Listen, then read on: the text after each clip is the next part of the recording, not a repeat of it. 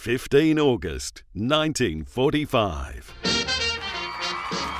Brisbane erupts in wild celebration.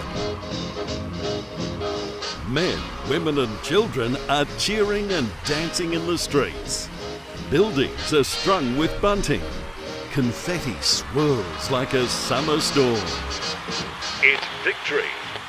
Victory in the Pacific. World War II is at an end.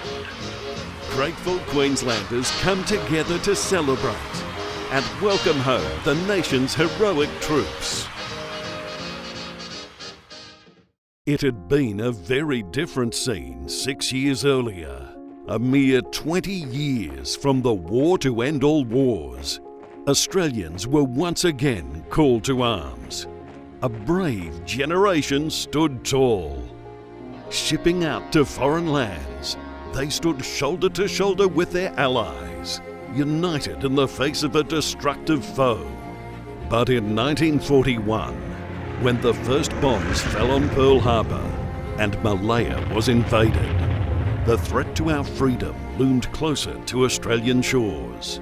And when Singapore fell, and bombers darkened Darwin's skies, our troops were called home to repel the enemy at our door. These are our darkest hours. As the invaders press relentlessly towards our shores, Queenslanders brace for attack. Air raid shelters are dug, windows blackened, and supplies rationed. Our valiant sailors and airmen, outnumbered but undaunted, patrol the Pacific. In the stifling jungles of Borneo and New Guinea, our courageous troops battle raiders and nature alike. 1942 brings a turning point. General MacArthur commands vast military forces from Brisbane's MacArthur Place. Shoulder to shoulder with allies, our courageous troops take the fight to the enemy and defend our shores. In the jungles, on the ocean, and in the air, countless feats of heroism and sacrifice begin to turn the tide of war. With relentless determination, the Allies push back the invaders, back through stretches of the Pacific with its strategically placed islands, back through steamy jungles and rugged tracks, and back across the vast tracts of Eastern Asia, until finally, 75 years ago, the word comes through. Japan has today surrendered. The last of our enemies is laid low.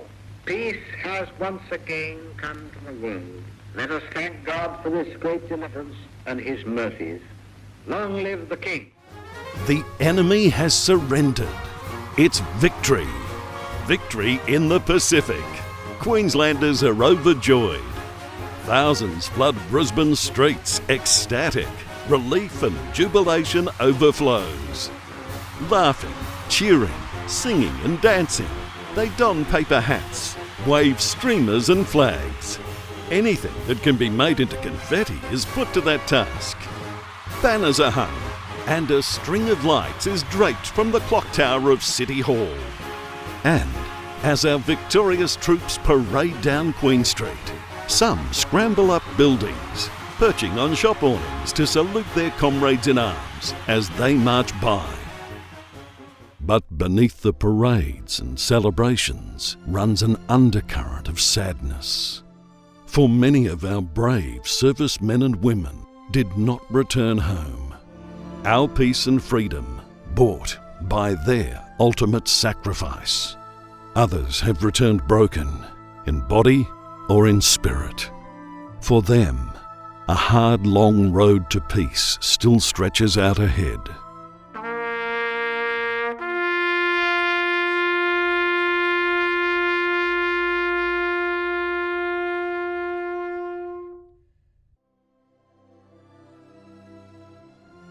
On this, the 75th anniversary of Victory in the Pacific, we remember our heroic servicemen and women. Those who returned, and those who gave their lives to defend us. And we pay tribute to all generations of Australian defence personnel who, to this day, continue to protect and defend our Australian way of life.